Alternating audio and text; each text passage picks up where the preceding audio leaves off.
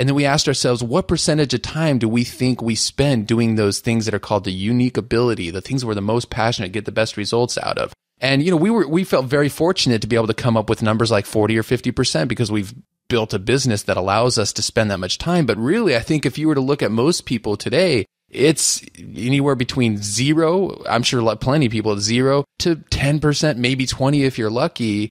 And, so we felt really good to be able to write down 50. And then some of these people were, setting a goal from a year from now. And the best they could hope for in the position that they'd created for themselves, whether as an employee or as a self-employed person, was like, well, I hope I can get to 40% in a year.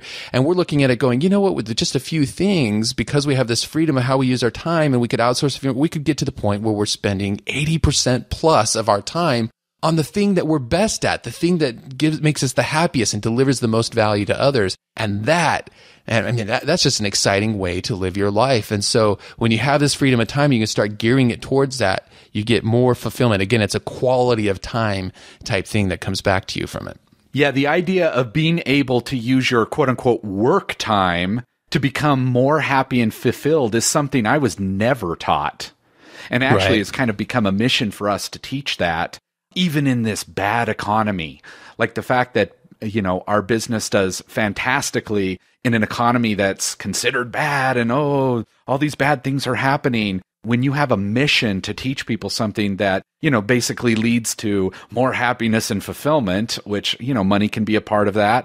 But, and certainly is if you do it correctly. But I was actually more taught one of a couple of ways, basically to find a job that doesn't annoy me too much, that might have good benefits, or hopefully they'll take care of me. Or I actually was also kind of taught through, let's say, media or movies and stuff, to find a job that other people might be a little envious about. So I could kind of feel good about that. And that's what doing the film work was. Like people would go, oh, wow, you work in Hollywood? And I was like going, yeah, I got to feel a little bit cool because of that. But really, they didn't realize that it was 16 hours a day of like trench work. I mean, it could be very, very grinding. But, those were the only couple of things I knew to do. And, of course, with internet business, we've been able to constantly grow and focus more and more on what makes us happy and fulfilled. And that's just amazing. Yeah, it's funny you say that. When you think about what society teaches us to value and how we spend our work time, it's how much money can you make? How good are the benefits? How much recognition and do you get out of it? Meaning people are impressed by what you do, or it's like, ooh, you're a doctor. Oh, a lawyer, or whatever. And I thought I had my ideal job. I was thinking, okay, well, I'm going to be an engineer because I can make good pay and it'll be a stable job and I should be able to usually, be able to get good benefits and find some kind of good employment with that kind of a degree. But I do want it to fulfill me. So, I'm going to try to combine that with music because I was a musician at the time. And I'm still a musician, but it was, it's a passion that I had. So I ended up being an engineer who made these cool little pedals and things that people would use in the studio, the guitarists would use in the studio and on stage to make the, cool sounds. If you think of like The Edge from U2, he makes the cool sounds with I designed that kind of gear. And yeah, it was pretty cool that, because I was in a band, I'd talk to all my buddies in the band and people in other bands that we'd play with. And when I told them, oh yeah, I worked for Digitech, or yeah, this pedal I designed, that pedal you're using there, I helped design that thing. Or yeah, my pedals that I've helped design are used by Grammy award winning, like Incubus and, people who've won awards for their albums and their music. But the funny thing is it didn't take long for all of that to wear off, because in the end, it wasn't really based on what fulfilled me most. Yeah. Just having that bit of recognition or, and even though I thought it's like, oh, as long as it has to do with music, I wasn't really digging into like, what is it about music that fulfills me, or why do I enjoy doing this? And the funny thing is, because, you and I, we've mentioned in recent episodes, this idea of unique ability, and we've been doing more and more thinking into what it is that's our unique ability. And now I can see why engineering was just never going to make me happy really in the end. I was excellent at it, but I didn't have any particular passion. And really what I'm good at is sharing knowledge and ideas to help others have increased freedom and have increased fulfillment in their life. And making guitar pedals just wasn't going to help me do that. And so I didn't feel this yearning. I felt guilty sometimes because I'd see some of my other coworkers who were like just totally digging into learning the latest techniques and digital signal processing, and they, just do all this testing and just naturally remember all of the formulas and things. And I just felt guilty that I didn't feel that drive to do it the way they did. And I was like, I really should if I'm going to be a good engineer. And so that disconnect, that dissonance just ate at me over and over and over again. And now I can see again why it's just like, no wonder I wasn't driven to naturally learn and want to do. And, it's like, and so I ended up in this place where it's like, I'm just going to do enough to get my paycheck and go home at the end of the day. But I, personally, and society would have us believe, well, that's the way it is. You do that, you pay your dues, so then the rest of the time you can go have fun. But we're here to say, like, life should never be subordinate to work.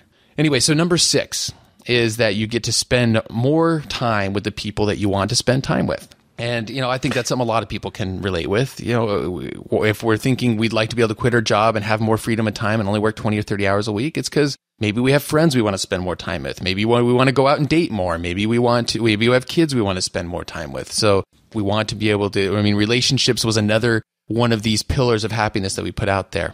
And so with the free time, we want to spend more time with the people we want to spend time with. Yeah, and actually I have an example from today already. Nice. My sister actually called at the beginning of my first little 2-hour work block this morning with an emergency, and I was able to drop everything and totally assist her, which definitely brought me a lot of fulfillment. And all I was able to do is I moved that little 2-hour work block till later this evening when I was going to be doing personal stuff anyway. And of course, with internet business, I can do that. If my daughter has an orchestra thing in the middle of the day, as I've mentioned before, I can move that work block. I can move it somewhere else. And just shift things around based on other things I want to do. I mean, even when we were doing, I've done launch stuff going on, I was able to go 4-wheeling one day and just move the time around because I wanted to, experience that and not have to wait till, Saturday or Sunday every single time. So I love, just another thing internet business gives the possibility for that I love. And number 7, I think this is something we've probably made pretty clear already with our other ones because they all kind of tie together, but you get to decide what you do with your work time. Again, we all want to have that sense of purpose, something that we're contributing to. And I now realize that I used to spend my time as an employee just doing things I was excellent at. I got results, but I wasn't particularly passionate about. And now I more and more get to do the things that I'm truly passionate about and that are my unique ability because I've created a situation with my time, a vehicle for my time that allows me to do that and still make the money that I need to make.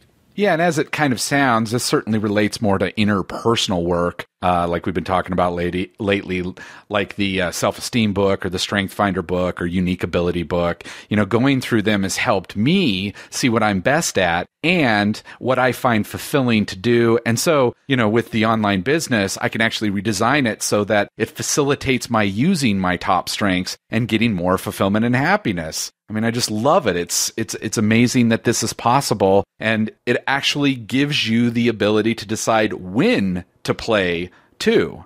So you can always also decide when your playtime is. If you want to be out during the day and you want to work later at night, that's a choice too. That's another thing you can decide when your work time is. Okay, so now that we've gone over these benefits, and hopefully you're relating with some of these things. We think that it's likely that the listeners of the show do because we've seen it in the surveys that we've put out there. How can we achieve this? How can we achieve more freedom of time?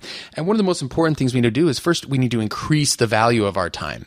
That's something, again, that society and school doesn't teach us very much. And if anything, we just value our time at like, oh, okay, I'm an engineer, I make $25 an hour. Or, I work at 7-Eleven, I'm worth $6 an hour. And there's just not a whole lot of leverage and power because as an employee, essentially what you're doing is you're wholesaling your time to others. You've got this certain amount of time in a day and you're saying, I'll give you 8 blocks of 8 hours of my time for, X amount per hour. And we wanted to get that up to you need to find a vehicle for your time that's worth far more than $6 an hour, far more than $10 or $20 or $25 an hour. You want to get to the point where it's 50, 75, 100, 150. And I think on the last strategy meeting we had at the beginning of this year, we're to the point where like, you know what, if something's not worth at least $350 an hour, more likely $5, we don't want we don't want to spend time doing it. But, when I first quit my job, I set a goal for myself. I'm like, okay, I was making about $25, $30 an hour as an engineer.